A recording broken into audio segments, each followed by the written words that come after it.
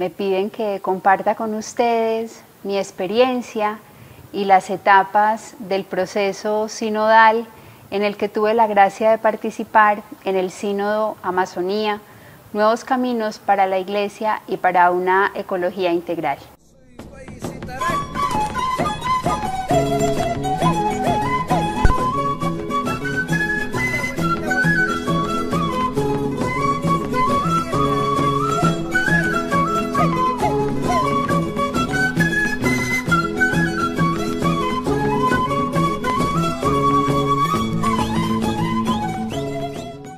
Una llamada puede cambiar el rumbo, puede abrir horizontes, ponernos en camino con otros y en camino. Eran las 4 de la mañana, me encontraba en Chile, estaba orientando un seminario sobre la misión de la mujer en la iglesia. El teléfono sonó. A esa hora uno no alcanza a saber muy bien quién es y de qué se trata.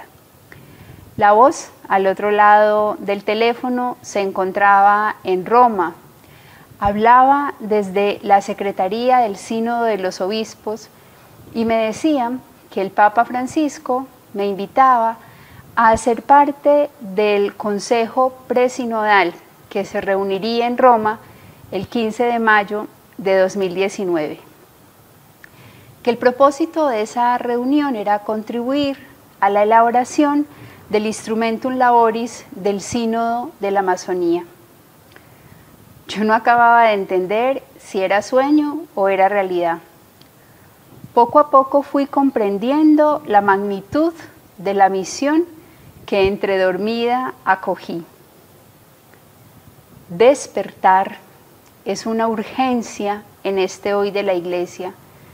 Y caminar con otros es la manera de actualizar el deseo de Jesús de vivir desde la utopía de la fraternidad y de hacer en lo cotidiano el milagro de la comunión.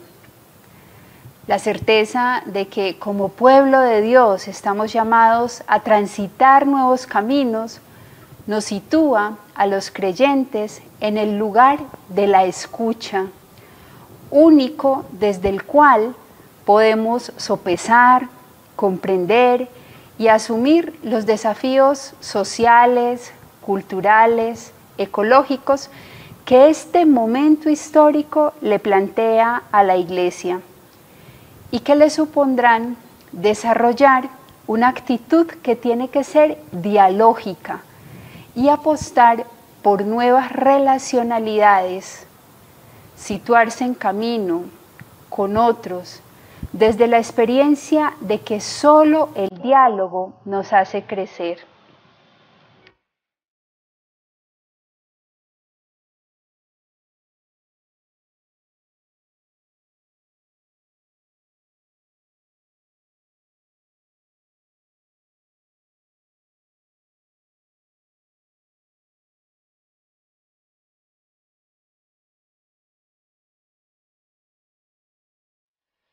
Todos, desde nuestra identidad de sujetos eclesiales, estamos llamados a contribuir a la configuración de una iglesia que definitivamente tiene que ser más sinodal. Esta convicción se fue anclando poco a poco en el caminar que, de la mano de otros y con la certeza de la presencia del Espíritu, inicié. Para mí, en torno al Consejo Presinodal, todo fue significativo, novedoso y desafiante. Era el 15 de mayo, celebrábamos los 70 años de la canonización de Santa Juana del Estonac, la santa que fundó mi congregación, la primera en apostar hace ya más de 400 años por la educación de la mujer. Y de pronto, ante la constatación de que éramos solo 2 mujeres en medio de 19 varones, la mayoría cardenales y obispos, solo un laico, me sentí habitada por la fuerza del carisma y agradecida por la osadía, por la intuición y por la parresía que llevó a Juana del Estonac a abrirle caminos a la mujer en la sociedad y en la iglesia. Ahí, en ese espacio que fue fundamentalmente de escucha y de discernimiento, resonó con mucha fuerza la voz de las más de 80.000 personas que participaron en la fase presinodal en territorio amazónico. La voz de los pobladores, de los indígenas, de la población afro en la Amazonía, de las misioneras y misioneros, de todos aquellos que le dan rostro al territorio. Su voz resonó y su pedido era claro: hacer realidad la llamada a una ecología integral capaz de acoger el clamor de la tierra y de los pobres, tal y como lo reivindica la encíclica Laudato Si del Papa Francisco. Su grito nos invitaba a escuchar el grito de la tierra, agredida gravemente, herida por un modelo económico, depredador, ecocida, que mata, que saquea, que destruye, que expulsa, que descarta, un modelo pensado e impuesto desde fuera y al servicio de poderosos intereses externos. El documento preparatorio surgió entonces como un signo de esperanza. Dividido en 3 partes, planeaba con claridad la llamada a una ecología integral, capaz de acoger fundamentalmente el clamor de la tierra, de las culturas y de los más pobres. Los principales puntos planteados iban en la línea de poder denunciar la violación de los derechos humanos y la destrucción extractivista, además de promover líneas de acción institucionales que ayudaran a promover el derecho del medio ambiente y programas de formación. Era fuerte el llamado a trabajar en red para aliarse a los movimientos sociales de base, para anunciar proféticamente una agenda de justicia, retomar la misión de la Iglesia a la hora de promover hábitos de comportamiento, de producción, de consumo, de reciclaje, de utilización de desechos, es decir, todo lo que tuviera que ver con el empeño en el cuidado de la casa común. Ese instrumento en labores reconocía el éxodo migratorio en todo el continente y cómo ese éxodo afecta también a los pueblos indígenas. Por eso es claro en pedir una mayor coordinación para la acogida de las iglesias de frontera en las ciudades, así como para promover la integración respetando las distintas identidades culturales. El documento expresa la necesidad de una iglesia que valore y que respete las entidades culturales, el modo propio de organización comunitaria, y esto hacerlo a través de una pastoral inculturada, participativa, de tal manera que se pueda superar cualquier clericalismo para vivir la fraternidad y el servicio como valores evangélicos que animan en la relación entre autoridad y miembros de la comunidad. Esto dado que todavía persiste una mentalidad colonial, patriarcal, es necesario profundizar un proceso de conversión y un proceso fundamental de reconciliación. El documento pone en valor también la espiritualidad indígena como fuente de la riqueza para la experiencia cristiana y para la liturgia inculturada. Y sugirió que se pudiera discernir la ordenación sacerdotal para personas ancianas, preferentemente indígenas, respetados y aceptados por su comunidad. Esta propuesta se unía a la de una mayor responsabilidad y formación de los laicos como dinamizadores de la comunidad. Y también planteaba la necesidad de poder identificar el tipo de ministerio oficial que le podía ser conferido a la mujer tomando en cuenta ese papel central y fundamental que hoy las mujeres desempeñan ya en la Iglesia amazónica. La Iglesia en el documento entona un mea culpa, en tanto que en el campo eclesial la presencia femenina en las comunidades no siempre es valorada. Y aunque ya hay organismos regionales efectivos como la REPAN, el documento establecía considerar la necesidad de una estructura episcopal amazónica que llevara a cabo la aplicación del sínodo. Esta propuesta ya alcanzó su realización, su estado de plenitud, en la creación de la CEAMA, de la Conferencia Eclesial para la Amazonía, que se constituye en un hecho histórico. Al finalizar esa reunión, en la que entonces el propósito que teníamos era poder elaborar ese instrumento laboris que contenía básicamente esas propuestas de las que les he hablado, me propusieron regresar a Roma en el mes de junio para participar de un seminario preparatorio. Ese mismo mes llegó a mi correo la invitación a participar en calidad de miembro del Consejo Presinodal y de auditora en el Sínodo Amazonía, Nuevos Caminos para la Iglesia y para una Ecología Integral. En el mes de junio, Roma estaba un poco más calurosa y nos acogía nuevamente. Unos rostros eran ya familiares, otros llegaban con novedad a la geografía de mi corazón. Estando en ese encuentro, recibí una nueva invitación que, como otras, no alcancé a dimensionar y que solo con el paso del tiempo se han revelado para mí en la verdad de lo que entrañaban. Me invitaron a ser parte de un grupo de 5 personas que tenían la misión de acompañar el proceso de elaboración del documento final del sínodo.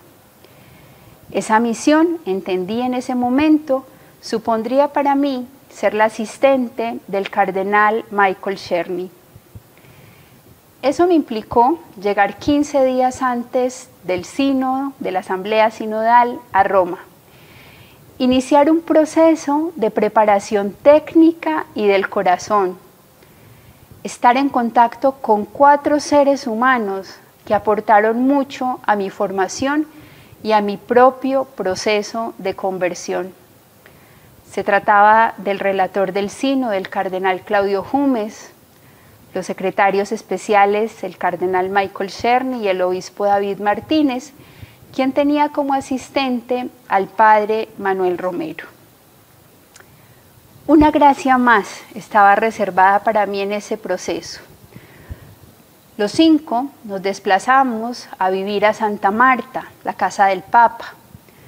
Fui la única mujer integrante de la asamblea sinodal conviviendo ahí durante esas 3 semanas con un gran número de varones, cardenales y obispos. Ser mujer, plenamente mujer, en medio de ese ambiente fue desde el primer día desafío y posibilidad.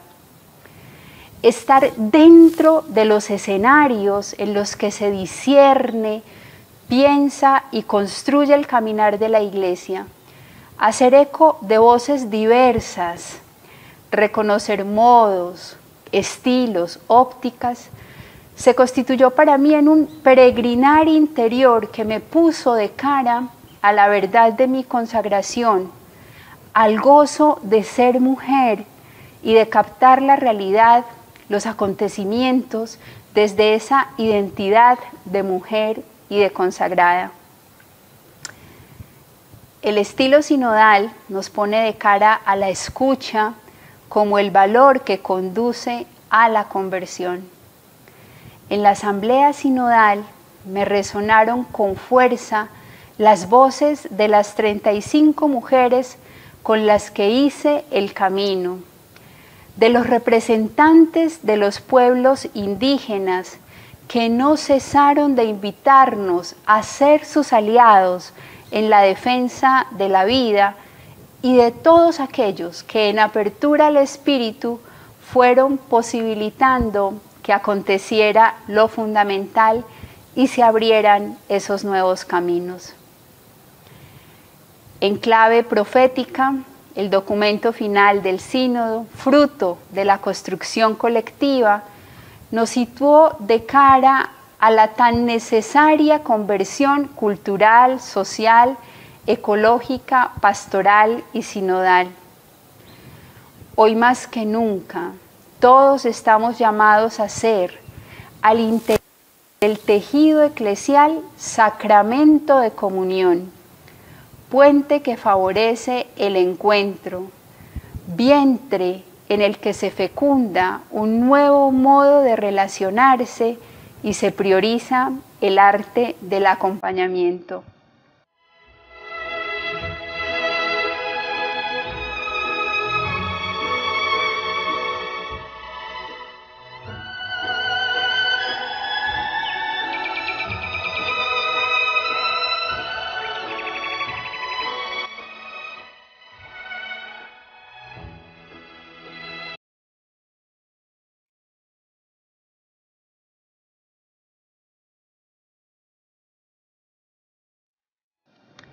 Este estilo sinodal, este espíritu sinodal al que estamos abocados, supone la participación de la mujer en los espacios y en las estructuras de la Iglesia, en el discernimiento y en la toma de decisiones. Todo el recorrido por este proceso lo he hecho con la conciencia de ser y de sentirme Iglesia, pueblo de Dios. La experiencia de este peregrinar sinodal, que ahora continúo como miembro de la Conferencia Eclesial para la Amazonía, fue profundamente pascual. No es fácil, pero es necesario hacer el camino de la sinodalidad. Ella nos lanza a trascender todo individualismo, nos sitúa en el lugar de lo común, favoreciendo la escucha y posibilitando la expresión de lo diverso. El Espíritu de Dios sigue aconteciendo y hablando a la Iglesia, y hoy clama, invitándonos a caminar juntos. Este cambio de paradigma, este paso de una iglesia clerical a una iglesia más sinodal, exigirá escucha y conversión. Situarnos en plural y desarrollar la mística del nosotros, y en él será fundamental la presencia y la participación de las mujeres. Este fue el proceso del sínodo. Del 15 de octubre de 2017, el Papa Francisco convocó al Sínodo de la Amazonía. El 19 de enero de 2018, el Papa visita Puerto Maldonado. El 8 de junio de 2018 se entrega el documento preparatorio. Entre junio y diciembre de ese mismo año se hace el proceso fundamental, el de escucha a las bases, a las voces del territorio. Se desarrollan asambleas, foros, conversaciones y encuentros. En febrero de 2019 se reúne el equipo de síntesis de las escuchas a nivel de todos los países y regiones y se envían los aportes a Roma. El 17 de junio de 2019 sale a la luz el Instrumentum Laboris. De julio a septiembre de 2019 se desarrollan los encuentros presinodales en las regiones y en los países.